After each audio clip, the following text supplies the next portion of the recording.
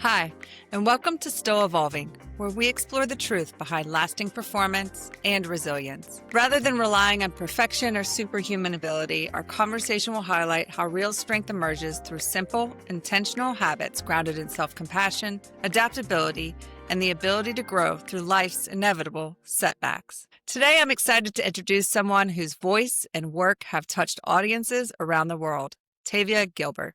She's a Grammy-nominated voice actor, award-winning audiobook, narrator, and director, and the powerhouse behind Talkbox Productions. Tavia helps leaders and creatives bring their stories to life, whether through keynotes, podcasts, audiobooks, and media tours. With over 1,000 audiobooks under her belt and multiple industry awards, she's one of the most respected voices in the field. She's also a musician, a visual artist, and host of the acclaimed Stories of Impact podcast. But what stands out most is her belief in the power of authenticity and storytelling to create real connection. Let's dive into the voice, vision, and wisdom of Tavia Gilbert. Hi, welcome, Tavia. I'm so grateful for you to be part of this conversation today, and really grateful for you to be here with us. Let's jump in. I would love for you to share with our audience a bit of your journey and perhaps highlighting the motivations along the way. Where are you now? What are you working on now? And give a little background. Thank you. First, I so admire and respect your work. So your invitation to be a part of what you're doing really means a lot to me personally. Thank you so much for having me. It's an honor. I have been a self-employed entrepreneur for getting close to 20 years. My education is as a theater actor. I wanted to be an actor from the time I was 4 years old on. I have no idea how that landed in my brain, but I knew that I wanted to perform. And when I was in college, I fell in love with the voice. My voice training was some of the most transformative work that I did in the conservatory where I trained in Seattle. And my first 10 years of self-employment were all audiobooks. So narrating hundreds and hundreds of audiobooks. And I've been an award-winning leading voice in the audiobook industry. Then I started to direct and produce audiobooks, and about 10 years ago, I started to write, host, and produce podcasts. So those are the services that my company, Talkbox Productions, offers. I have an MFA in writing, so I have invested deeply in learning the craft of writing, and the through line is storytelling and voice. My work is evolving. I'm continuing to do these services and perform behind the mic and sing and still be who I've always been. But where I'm taking my work in the coming months and years is that I want to spread the message that our purpose on the planet is to use our voice in service of the world. I believe that every person's voice is, in fact, their birthright. It's what we were born to do.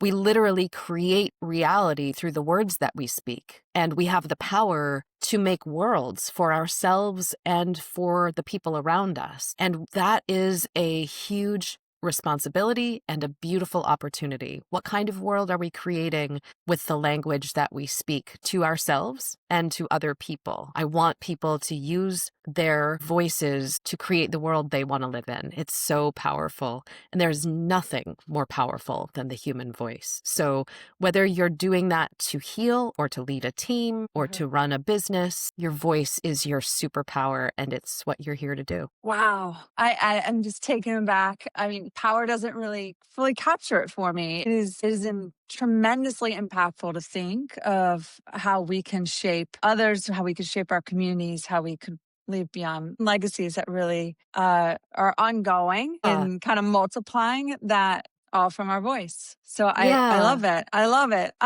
I'm curious, in your journey, I would imagine, like all of us, there have been life punches to the gut, or perhaps things Not have... a one. Smooth sailing all the way. No.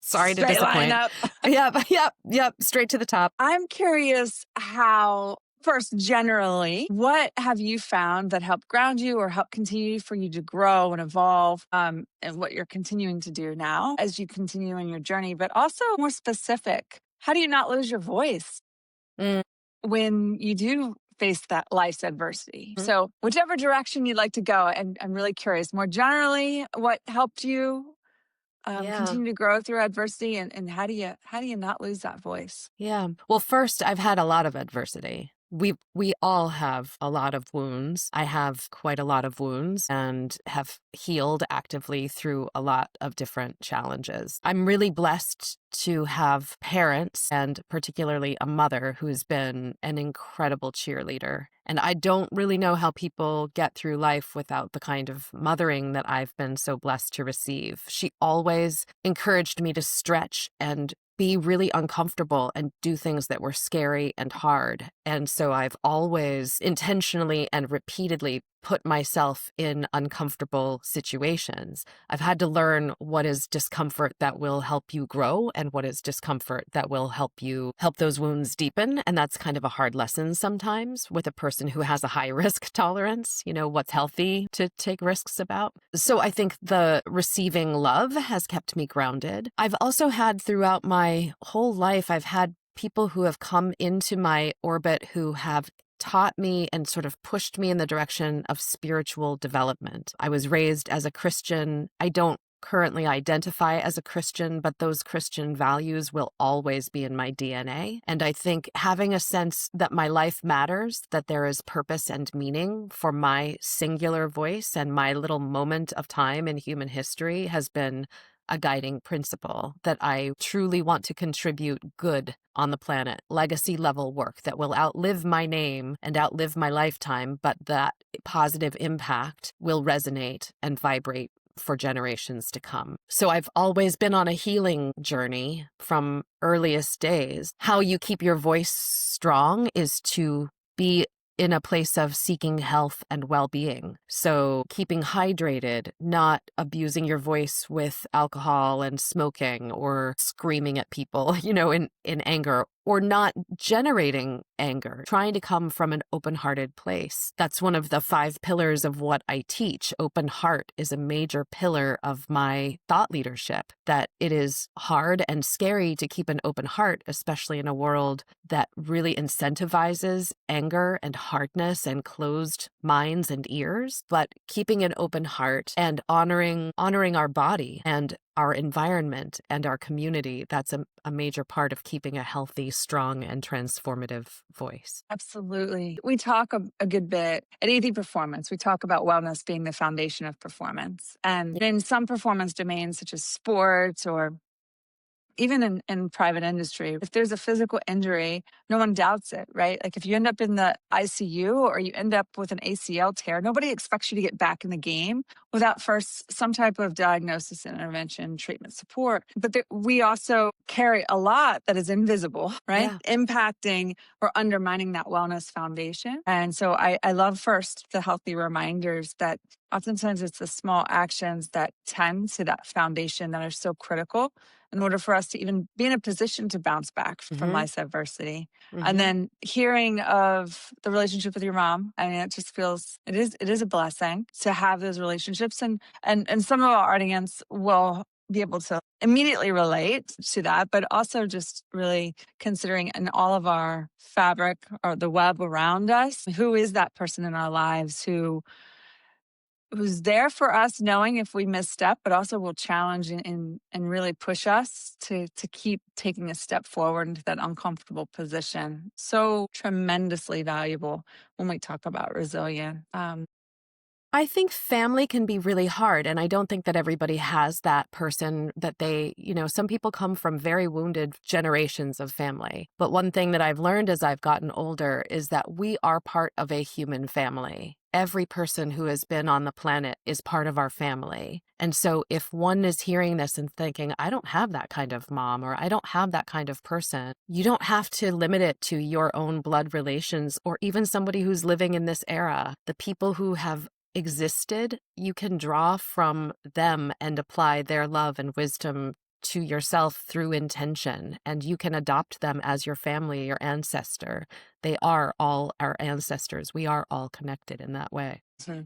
Very powerful to consider the connection to self, but the connection to others in a very intentionally broad definition, right? It doesn't have to be by blood. It's so true. I think of the people who have been there in my journey, many of them were not by blood, but might as well be. As to your point of human family. But you also related the connection to something bigger than oneself, right? Perhaps that's values, purpose. Perhaps it's orchestrated or kind of crystallized in a faith tradition, or not. But I'm curious how that also then leads to a reflective process, because it sounds as if you mentioned, you use the word intention, right? Mm-hmm. How do actions come from your reflections? And or do you have a favorite reflective practice that you use Mm.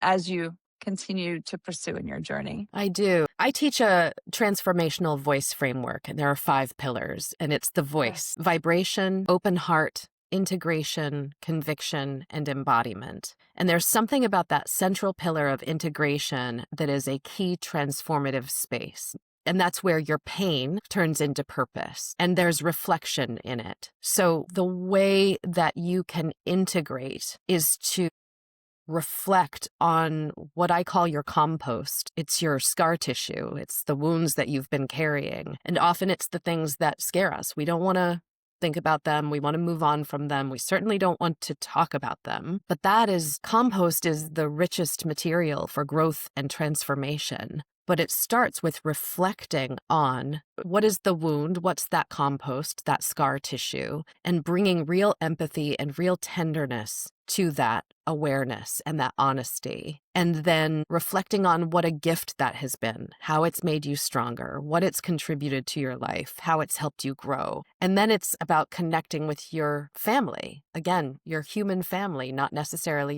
your blood family, but understanding that scar tissue is connective tissue. It's the thing, those wounds that we carry, that compost is what makes us all connected and equal in empathetic humanity. And journaling about that, spending just a few minutes, just acknowledging with tenderness those wounds and reflecting on them, integrating them from the point of it has been a painful experience to endure, but I have become a stronger, more resilient, more prepared human being because of those things. I think that is really important. And then you can start to flip into conviction and embodiment. What do you do to serve the world through the integration of that compost? Interesting. I hear in that woven throughout that process this very strong dose of self-compassion, right? How can we be present in acknowledging the experience that perhaps we went through, be able to acknowledge that reactions, the emotions, or the thoughts that all of that brings up for us, but also then have a perspective shift, right? In seeing the value in that journey, and that it may be, as we label, painful experience or some adversity, really how that becomes an opportunity for growth, or perhaps an opportunity for learning, or certainly how it can propel us forward. And I wish I could say that's always that clear of a process, right? Yeah. Like Yeah. it is like compost. You're kind of like walking through the muck at times. Yep. And so having that connective tissue can also bring value, not just in the support, but also being able to see things from that different perspective. When we're in it, it's sometimes hard to do. Yeah, it is. So, And that's the hardest thing for me. I mean, self-compassion, self-acceptance has been the hardest thing for me. But mhm, I've come to see that whatever we hold back holds us back. mhm, So we can mhm. be doing everything we can to grow and be of service and amplify, but whatever we're holding onto and holding back in the shadows is really keeping us from freedom and full creative expression of our unique voice. So the message is share the truths that scare you. And it is scary. But in sharing, we make that scar tissue not just be something restrictive, but something connective. And there is such transformation in that's available. It takes a leap of faith, and it takes thinking, oh, well, that's a nice idea to take care of my inner child, to really thinking I can apply the same amount of tenderness, empathy, and compassion to myself as I would give the person I loved the most. And it also then is a bit freeing, right? Like that. I Yeah. think of the metaphor. I always joke. My children are older now, and they're not sitting in car seats. But I do remember the day where they were sitting in the car seats, very unhappy, and I needed to get where I needed to get, and somebody dropped the goldfish, or someone dropped the sippy cup, or just someone was not pleased with the current set of circumstances and let me know. And when I think about our wounds, if we are completely turned around the entire time, absorbed in the emotion or absorbed in solving the problem or absorbed in talking through it, then we're going to run off the road, right? So, I appreciate too an element of the process that allows you to attend. Maybe it is to that wound, allows you to acknowledge, provide yourself some support, and also challenges you to turn and look ahead. And you can keep going and find some remarkable opportunities along the way that maybe you wouldn't have seen, right? If you missed that exit on the highway because you're turning around grabbing goldfish. So yeah, I love it. I'm excited to read more. I know Thank you. you've shared so much on that process. I want to touch on a bit more generally, like how you are taking care of your human system. So when we talk about showing up and in your lane, showing up through your voice, you touched on this a bit, but I'm curious. We talk a lot about the role of recovery and how recovery serves as that foundation for performance, enables us to not just show up in that one moment that matters, but be able to do so over time, reliably, or consistently. Curious for you, do you have a favorite recovery practice, or what have you found to be vital in being able to continue your work over this time? Yeah, meditation and mindfulness is a must. And it's kind of amazing. I've been meditating. I started like wrestling with I absolutely cannot sit in 30 seconds of silence in my early 20s or be alone for a moment, to as chaos swirls around me and I still deal with really big challenges, that centered place where I can come back to my breath is the way I keep recovering and resilient and showing up for myself. So I just don't miss, even if it's such a busy time that I only have enough space to set an intention for the day and take a few breaths that are absolutely present. That is imperative. And then nutrition, which surprises me because I wouldn't have a year ago said that. But learning how important nutrition is, that my body and thus my spirit and soul require fuel on a regular basis. And I can no longer say I'll eat dinner when my work is done. I'll never eat again, you know? So stopping to fuel my body, not with sugar, not with alcohol, not with processed foods, but whole foods and nutritious vegetables and fruits, and taking that in and being very mindful that I'm like a soft-bellied animal, living in the wild of nature. No matter how I think about myself or how much of a consumer I'm pushed to be, I'm really a wild animal, and I need fuel, and I need to take care of my body in that way. If I've got meditation, hydration, and nutrition, I know I can weather most any storm, and it has been a real revolutionary change to prioritize those three things and then fit in the rest of my life around those instead of letting those be the afterthought. And when the more important things, like whatever tasks are on my list or whatever crisis is going on, you know, those are my primary drivers these days, and it's really changing me. You know, I really appreciate you acknowledging that the mindfulness meditation could come in many different forms. Yeah. I can relate to the 30-second challenge. Like, you got to be kidding me. You know, I'm very action oriented. I'm looking to do to sort of sit quietly initially in my journey. Like, this isn't gonna work? Yep. And over time, I think we haven't done a great job in explaining mindfulness meditation as a skill, right? And it is something that with rehearsal, it does become more familiar. And that 30 seconds, all of a sudden you turn around, you've got 2 minutes, and all of a sudden you turn around and it's been 5 minutes. And yet I don't always have 5 minutes, right? I'm like you. You know, I cite this a number of times in my conversations a day about the value of it, the research support behind it. And yet, despite having all of that information, just knowing in my life, sometimes it is closing my eyes or turning the screen down for literally 1 minute. And so I don't knock it out of the park either with like a 20-minute routine. I wish I could say I did. Yeah. You know, I wish I could say I did it every day. nonetheless, even if it is just the 1 minute of closing my eyes and just focusing on an exhale, and how frankly energizing I find it. Like Yeah. 3 p.m. Well, I will be doing it when we get off, but like 3 p.m. is my brutal hour. And you mentioned nutrition, and I'm playing with some of that as well for the energy systems and helping the cognitive fog that many women my age Yeah. might struggle with. Yeah. But the mindfulness meditation is such a powerful tool, and appreciate you highlighting the other aspects that we probably in the past our attitudes were differently around. Like you said, you fit them around your work, and now we're learning that the quality of our work, the impact of our work, is just so much greater when we are our human systems are able to show up in the full power. So Yeah, and thank you.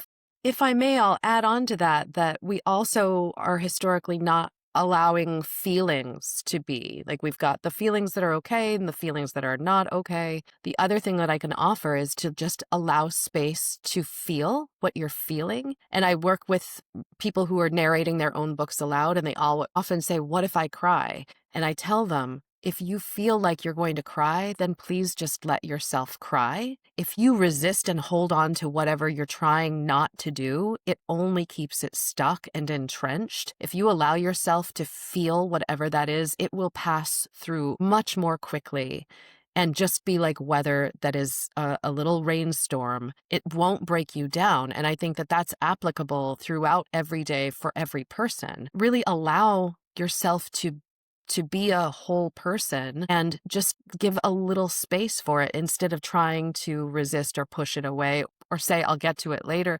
Like, if you need to feel something, allow it, and then it will pass through. Absolutely. There's a lot less energy Yeah. involved. And even though it can be scary, I will admit, and something that we are not typically in the rehearsal and much of our Western civilization, or like how we're socialized, but being able to, like you said, weather that storm, the clouds do pass versus fighting it. So that is a great reminder for all of us as we are still evolving. So thank you so much for sharing, Tavia. Thank you for having me. Love your work, and we can learn so much from you. So thank you very much. Thank you. It's so good to see you, and I so admire you, and I hope that this is of value to your audience. Great to see you. Thanks.